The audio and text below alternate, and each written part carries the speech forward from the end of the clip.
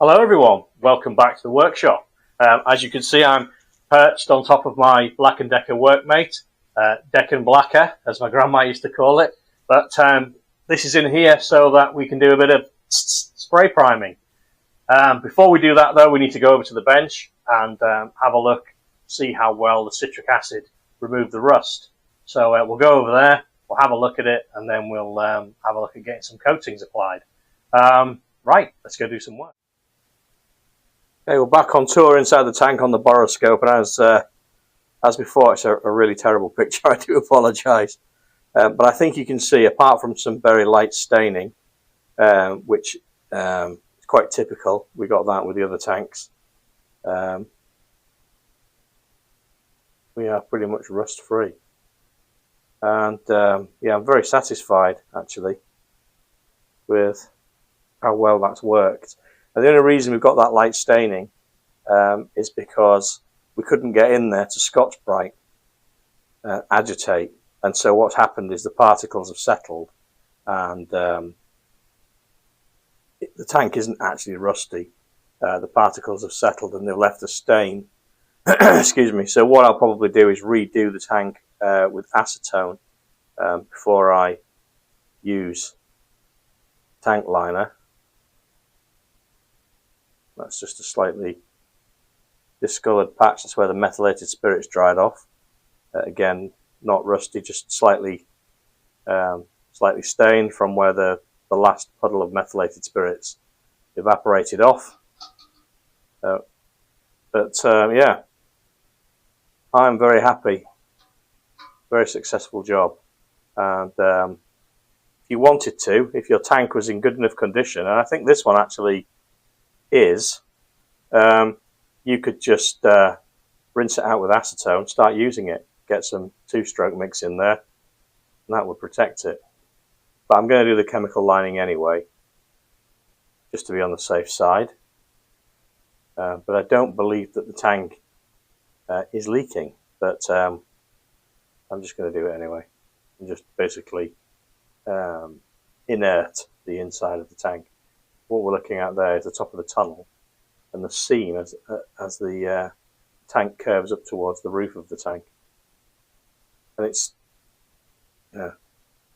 super clean. Very, very happy. So we'll have a look at the outside of the tank now. See what sort of a job it's done. Right, so let's do a tour of the exterior surfaces. Sounds very grand, doesn't it? Again, I'm very happy with it. It's done the job that I wanted it to do and I expected it to do. And you remember how bad it was. We've got some quite heavy pitting down here and in the tunnel, but you remember how rusty it was in there. It's all but spotless, really. And the seams, I was quite concerned about the seams because I thought that that's where there would be rot if it was going to be anywhere. And they're just about spotless, really. So, testament to BSA's quality in the late 50s, that it's lasted as long as it has, particularly with the level of corrosion that it had. And I can't find any perforation on this tank at all. We could use it as it is, really, but we are going to do the chemical liner just to inert the inside, really, and just to preserve it for future years. And at this stage, because we've cleaned it up, we've gone over it with methylated spirits to make sure there's no moisture. We've used we've used methylated spirits on the inside. We've swilled it out to get rid of any moisture. So we know that it's nice and dry. However, there is moisture in the atmosphere, and because we've got that slightly etched surface, the grain is now open to flash corrosion, and you tend to find that you get little areas here and there of very, very light rusting, which will come off with a Scotch pad or even with a wire brush. But yeah, best to avoid it if you can. Now is the time, I think, to give it a rub down with some wet and dry, get some primer on, and just preserve it, and then do our chemical liner on the inside, and then we know that our tank, you know, we'd have to repeat all this work. We don't want to have to do it again, really, if we can help it. But that's it, really. If you didn't want to prime it or paint it right now on the outside, you could use surface conversion, phosphating type product. I'm trying to think of the brand in the UK. Hydrate, I believe it's Hydrate 80 or Hydrate 70 or something like that. No affiliation, obviously. I think I've actually got some somewhere. And again, you'd either brush it on or use a sponge or something. And it blackens the surface, phosphates the surface, and it will just prevent that flash rusting. And then you can rub it back and do whatever paint system you want to do later on. But I think I'm just going to get on and use the acid etch primer, get the liner done, and then we don't have to worry about it. So that will be pretty much the next step, I think. Okay, what's the idiot up to now, you might ask yourself? Well, I just thought I'd have a go at lead filling. This is my second attempt, and it seems to be working. I'm just using a 6040 non-flux core solder, baker's fluid, and I've been using a torch just to get it up to temperature and just fill that horrible dent that was there. And I've rubbed it down once, and I've just put a little bit more on, and yeah, it seems to be working. As you know, I don't really like body filler that much, and I think it will probably need a little skim just to get it ready for paint. But if I can fill it with metal, I'd rather do that. So I'm going to rub this down and then probably leave it at that, because I want to get on and get some primer on the tank, because the weather is not very good. It's pretty wet out there and the atmosphere is quite humid. So I need to get something on this tank before too much longer. But yeah, I just thought I'd give it a go and see what happened. A bit of an experiment, really. There you go. Well, that kind of worked.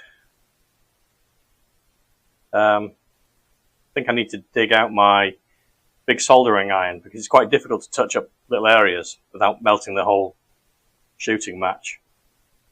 I've got a great big soldering iron, and I might just be able to do sort of little local fills. But for the most part, that great big dent is now filled with metal, which is a win, I think.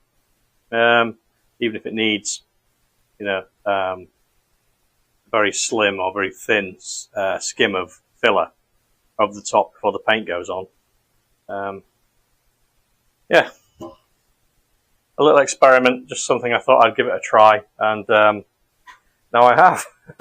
So I need to get some primer on this tank before too much longer, so I think that's the next order of events. Okay, I managed to find my big soldering iron. There it is.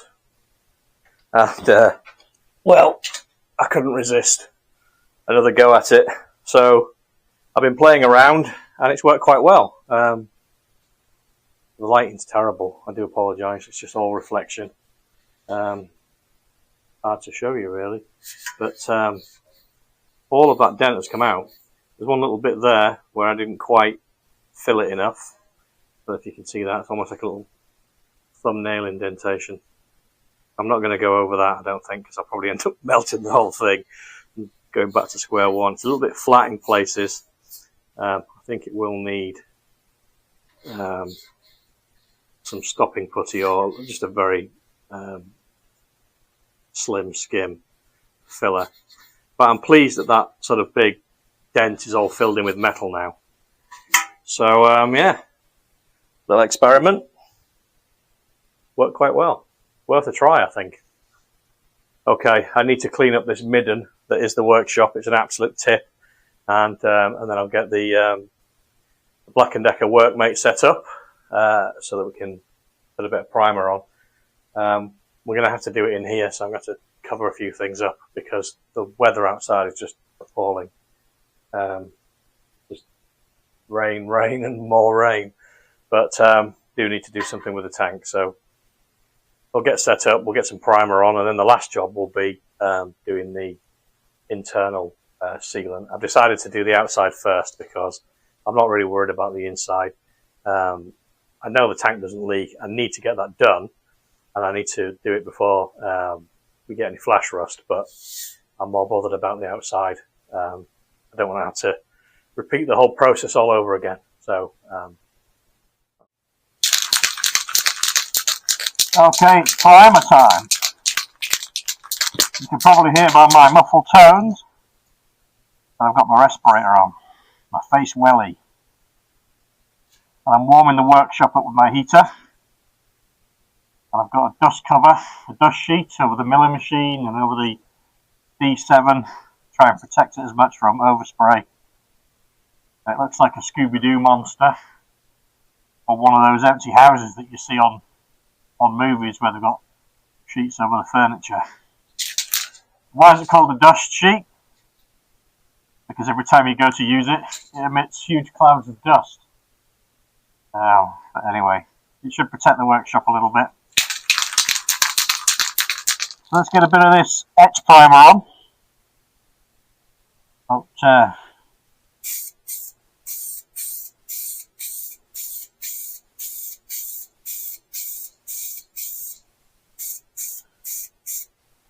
Just get a very light dust coat on.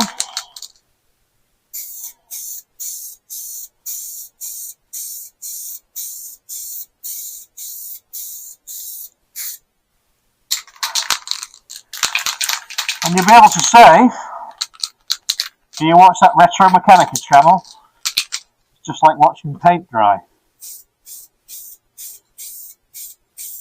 So, we'll do a bit. And then, I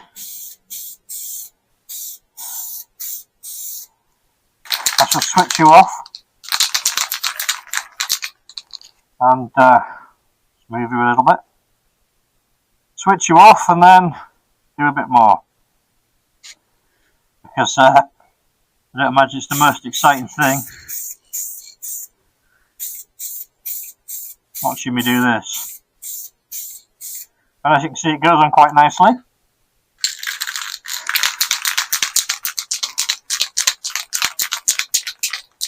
And should give us protection that we need until we come to do the final finishing of the tank later on. well, that will do us for priming, I think. Got a couple of coats on there, and it being the etch primer, that should give us a decent key. But anything else that we're going to put on there, you can see. I don't know if you can see. Yeah, if I bring it right in, you can see the pitting. So we're probably going to have to do something about that, aren't we? Part of me wants to leave it. You know what I'm like. I want the bike to wear its age, but you know, we're doing this one as a fairly nice bike, even though it's going to get used, hopefully at least, on the green lanes. We want to start off with a reasonably nice bike, purely because there's no originality left to preserve. You know, it had that red paint job on that obviously wasn't standard. The frame rather has been painted. You know, it would have been maroon when it was new. It's black now, so it's probably been, you know, any number of colours in between. So we're just going to try to make this one reasonably nice to start off with. So going to have to do something about the fitting, I think. But that will do us for now. We need to get the internal liner in there, and then it can go away, and so we need it. So don't think this is going to be a particularly long video, but you know, it shows the various stages, so that's all that really matters. Okay, next stop, back over to the bench, and we'll do the interior coating. Right, so here we are then back at the bench, and it's now time for the oft repeated, I think I've said it about 100 times in this video already, and highly acclaimed chemical liner. So let's go through what we need to do the job. I've got it up on a couple of pieces of wood just to get it off the bench so that it isn't rolling around. I've got the bung in at the bottom in the fuel drain. There we go, there's the bung, so it doesn't all just run straight out. And I've got the stuff, the tank fix. You'll notice that I'm wearing my gloves. No guarantee that I won't get it all over myself, but it helps. And I've got some methylated spirits, not an awful lot left, but I think there's enough to clean up any dribbles. I think if you work on the idea that you are going to spill some and try not to, it's better than doing it the other way around. Aim for the worst case scenario and prepare for the worst, and you should be okay. I'm not too worried with this tanking primer, but if you had a nice paint finish, for example, you only had a rust on the inside, you've done the citric acid on the inside, and you want to preserve the paint finish, you don't really want to be splotching this stuff all over the place. And if you do spill some, this will probably be a lifesaver, I would think. I wouldn't use anything like acetone because it might soften your paint finish. But as I say, I'm not too worried, but you might be doing a much nicer tank than this. So we've got some, as I say, methylated spirits. We've got some workshop white. We've got a glass jar. Tracklement's particularly British piccalilli. You don't have to use this, but again, guys, this is science. Can't guarantee the results, but you need a glass jar because when we fill a tank up with the stuff and we swish it around, we're then going to extract the remainder. We'll put it in a glass jar, we'll save it, because after 24 hours we're going to do it all again. So that's a must. How are we going to get the stuff out of the tank? Oh, we're going to use a big plastic syringe with a tube on the end of it. That's a 100 milliliter job. Should be ideal for the task. You can get these online. I got them from that place that delivers to your door every day. You know the place. Yeah, that's where I got it from. Make that American guy a bit richer. Not Dale Swager, not him. I'd quite happily make him a bit richer because he's amazing. But, that other guy. We've got a plastic bag in lieu of a filler cap. Oh, it's away. Come on now, behave. Yeah, plastic bag in lieu of a filler cap. I would use a plastic bag even if you're going to put your filler cap back on, because you don't want the sealant all over your filler cap. So you can trap the bag with your filler cap. I'm going to use cable tie. And I've got a screwdriver so I can get the lid off the stuff. Right, let's get set up and get cracking.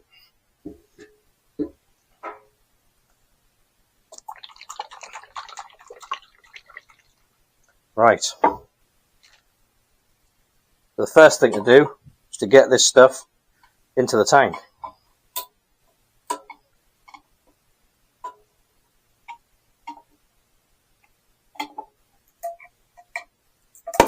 There we go.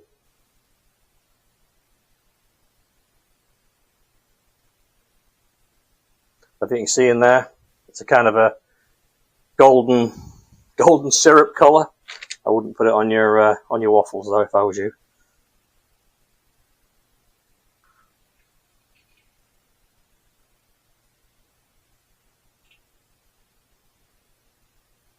So whack the whole lot in there.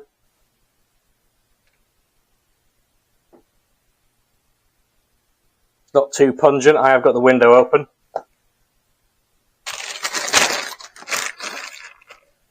But it is, it is basically a hazardous substance. So it's up to you what precautions you take. I've opted to use, as I say, just ventilate the room. But if you wanted to wear your respirator, I certainly would not blame you. Right. As I say, almost guaranteed to get some on the outside of the tank. The plastic bag is not going to be a cure-all. Hopefully you can see me moving it around.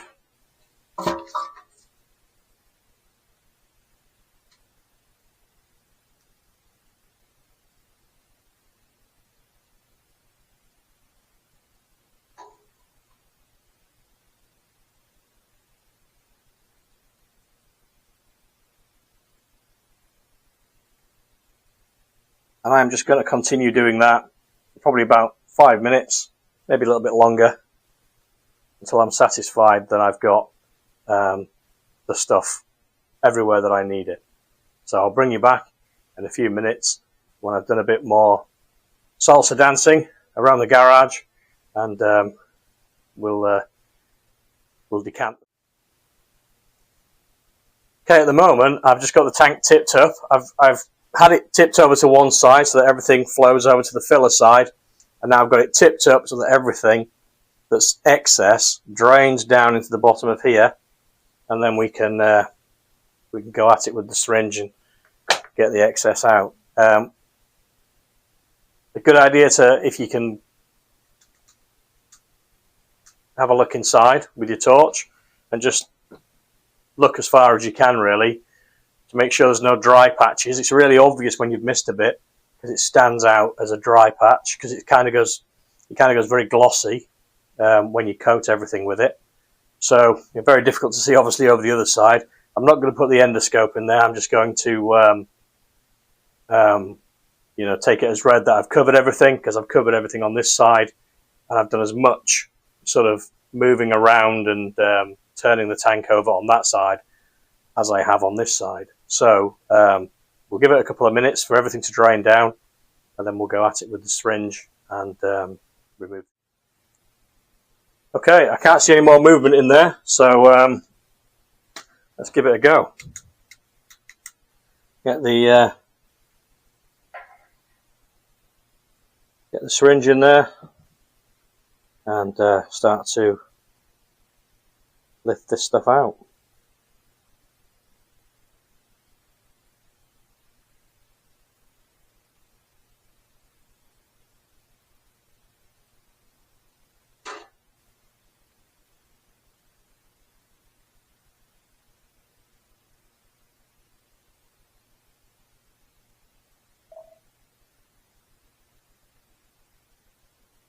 As I've said before, I think in my previous video, this stuff is a single part, a single component. You don't have to mix anything. It cures due to the humidity in the air. So basically, as long as you keep the lid on the stuff, once you've opened it, it will last a while. But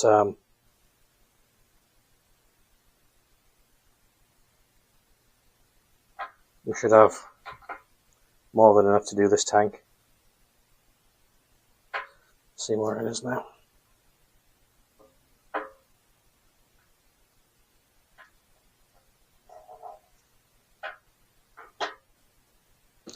You want to get as much of the excess out as you possibly can, because it won't cure properly if there's sort of huge masses of the stuff collecting. So it's worth taking your time over this job.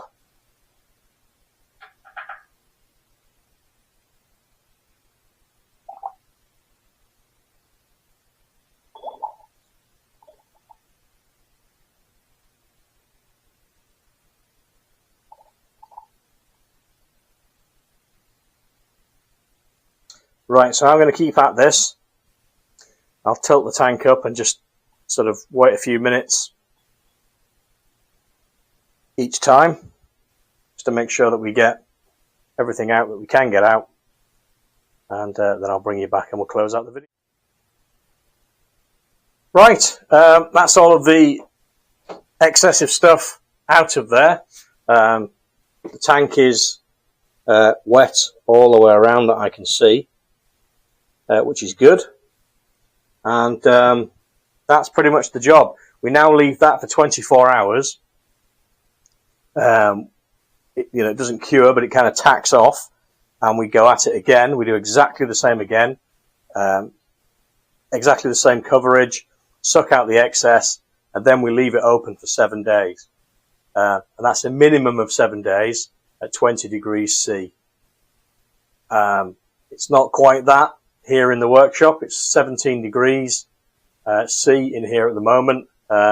It's 9:45 at night, so it's going to get warmer during the day, but that's sort of seen as a minimum really, and that allows it to fully cure. And then after that, you can put your fuel in there and off you go. So we'll leave it at that, I think, and you don't need to see me do it a second time. And I think that's pretty much our tank done. As you can see, some of the primer, it's got a bit thin in places where I've had to wipe the excess off with the methylated spirits, but that's not a problem. We can soon stick a bit more primer on to protect the tank until we need it again for final finishing. So there we go, D5 tank.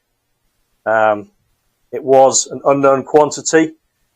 We didn't really know the condition of it under all that red paint. We knew that it was rusty inside, and you know, we've taken it from where it was. We now know, you know, it's a known quantity now. We now know its value. It's a good tank, and we'll be able to use it on the project. Right, guys, I think that's it for this one. I hope it wasn't too repetitive. I think I said chemical liner about 5,000 times, but I think you got the drift. I think it was important to bookend the whole process so that we've gone from the initial strip, the clean and the de-rust, the inspections, and then we've done the coatings there at the end. So if you are doing a tank, hopefully that will give you a bit of a steer. And if not, then hopefully it was informative, entertaining at the very least, hopefully. You got to see me with my big rubber face welly on, so, you know, there you go. The next video, I'm not entirely sure when that's going to be. I've got some stuff going on with the family that I really need to focus on for a while. So if I get out in the workshop and I do something interesting, I will film it and I'll put something out. Yeah, until then, I just want to say thank you very much indeed for watching. Thanks to all my subscribers, those of you who've been with me for a while, and those of you who've more recently come along. I really do appreciate it. Thank you. And if you're thinking about subscribing, won't cost you a shilling. So, you know, please do join up, and it will help me out and hopefully help you out too. You get to watch, you know, the latest stuff that I do. So, yeah, thanks very much indeed. And I'll see you on the next one. Mind how you go. Right, I'm going to go. You hang up first. No, you. No, you hang up first. No, you. No, you hang up first.